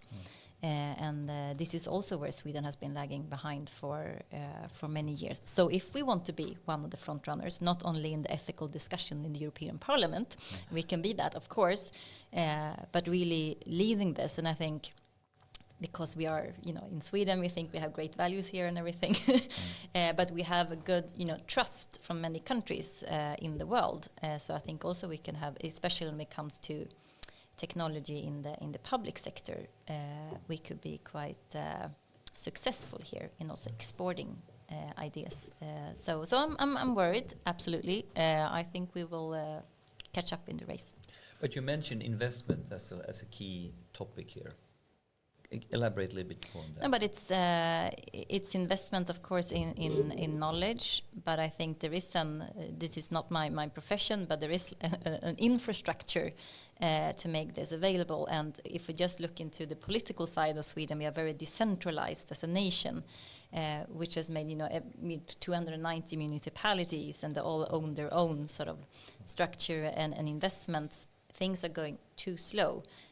From what I understand, when you look at countries such as Ukraine as well, they have invested in like a national infrastructure that enables innovation and the use of technology in a different way, which Sweden hasn't done. I'm very glad to hear you say that, because if you think about the AI divide that we're speaking about all the time, and seeing the latest kind of investments that Microsoft, for example, are doing, we had a news last week where they invest $100 billion into new compute infrastructure for Microsoft. And Sam Altman has spoken before about $7 trillion, like 3 times the value of the whole company. It's insane amount of money. We know Google has an infrastructure that is far beyond anything, and these kind of companies are just running away with having an infrastructure and compute that is far more than anything else. And a single company or a startup or a public authority have no way to come anywhere close. But if we start to collaborate, as you say, to build up some kind of common infrastructure that we can share in Sweden and perhaps in Europe in some way, then perhaps we can actually start to catch up a bit. Do you think that's something that we want to, or should we just join the giants and they will build it for us? It's a very good question, by the way. Because they're obviously best at it. Yes. Yeah. I mean, I don't know how long the Swedish authorities have been trying to make, a video meeting platform that they can communicate. That's why we're still using Skype. It's a very good question. I love it, by the way. I think actually short term we have to join. We should join. A long term not. But short term there is no way we can quickly catch up. But it also depends on what you're meaning with joining, or because to use cloud infrastructure for one of the big boys in the short run is the only way to keep up, I would argue. But then you get to the long term of digital sovereignty. And we had Eric Hugo here, who's a South African, and we talked also about, what happens with cultural values and ethical values in a country when everything is one language. And I'll take an example. English is a very commercial language. English is a very consumer-oriented language. So simply by doing everything in English, or even we do it in Swedish, we take it into a large language model that it's actually English and then spitting out Swedish, it actually shifts the cultural values of of who is using it, right? So there is a real point on digital sovereignty and keeping, those cultural values. But I think there is There's a deep question here when we say we need to have a common infrastructure, and this is a conversation me and Anders have had for years, even sitting in a bar using salt and pepper coins to discuss when do you start out in the local domain and when do you go central, and what is the mechanics of central investment versus using it distributed, right? So what should not happen is a pendulum that swings all the way back.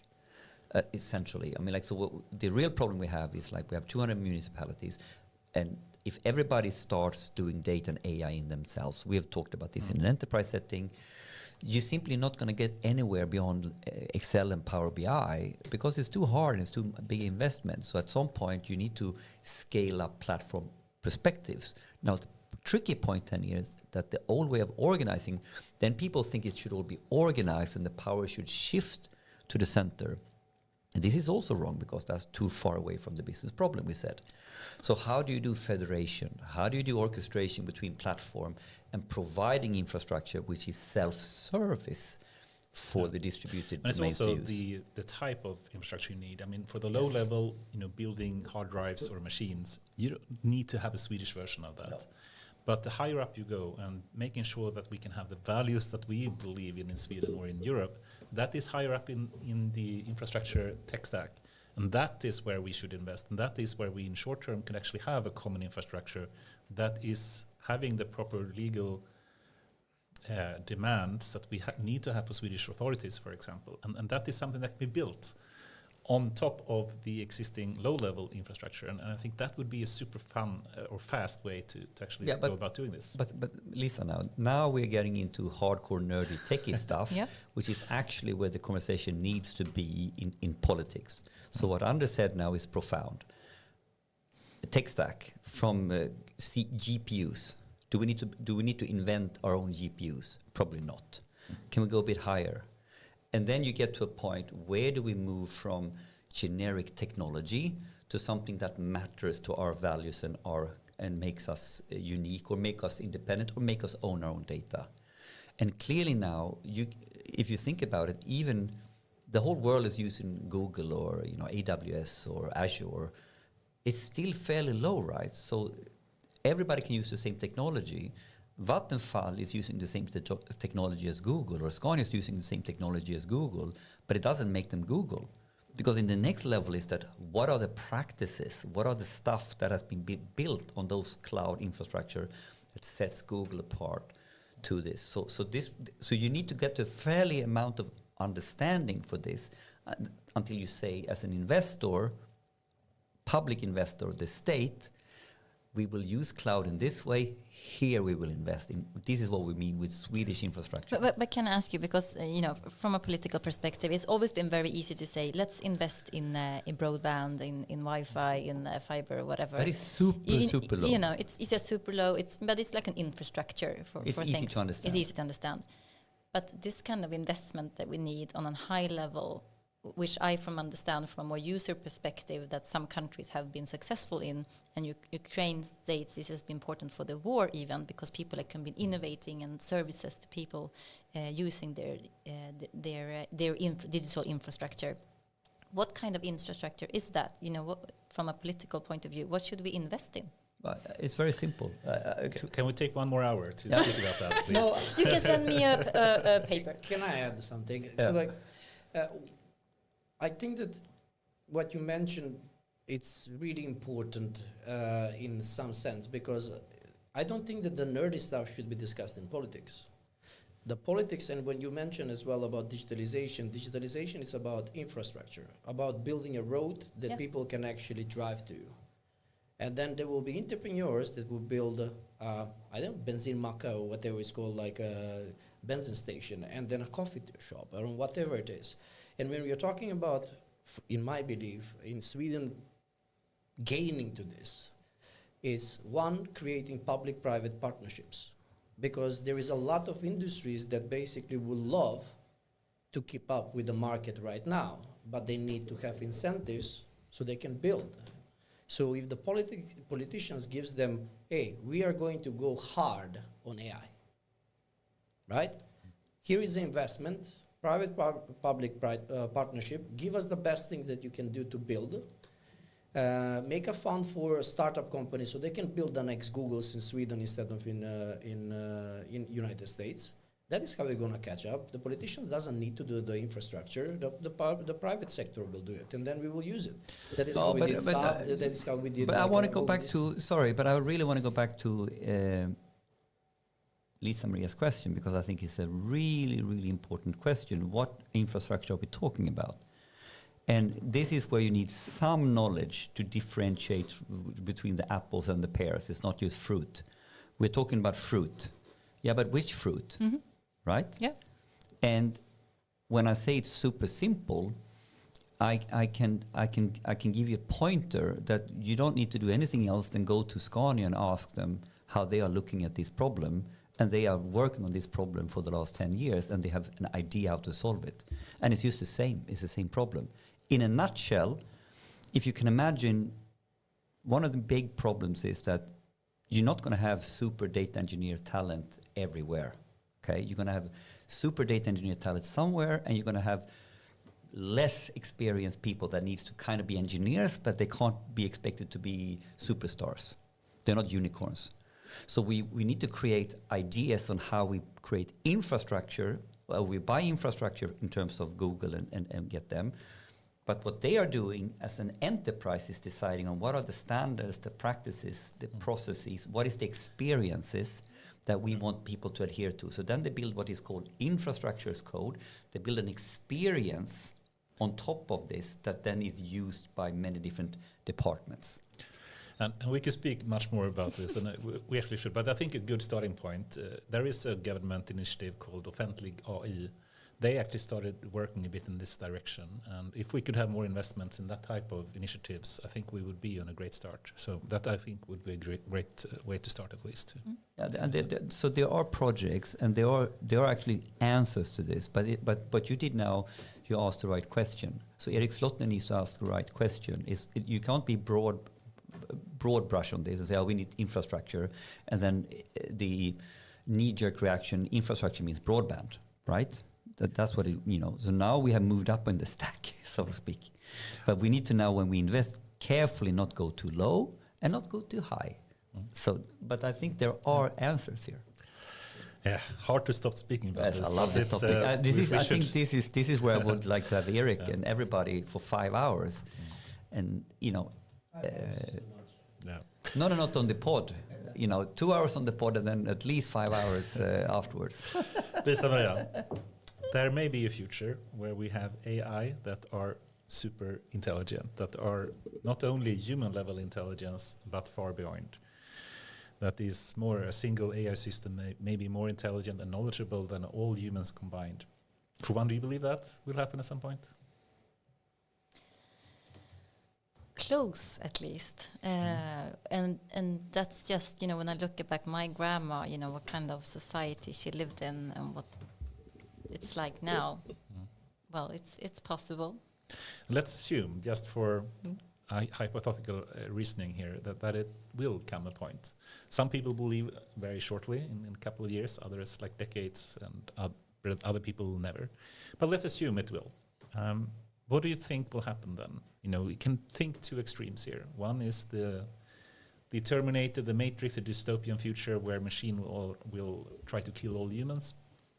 Or it could be the other extreme, where we have AI that will provide more or less free energy. They have solved a lot of medical issues that we have and cured cancer.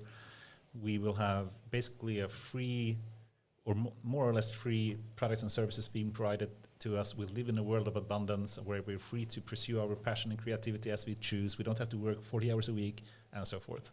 That's the other extreme. Where do you potentially think it can be? Will it be more to the utopian kind of future or dystopian one? Well, I have to be positive when it comes to the future, because then again, it's us who is gonna run this and create what future we will see. But to get there, we need to be value driven. Otherwise, we will lose track. Love that answer. Love that. Awesome. With that, thank you very much, Liza-Maria Norlin, for coming here. And great questions. I loved the discussions we had. And thank you very much for coming. Thank you so much for having me. Think so.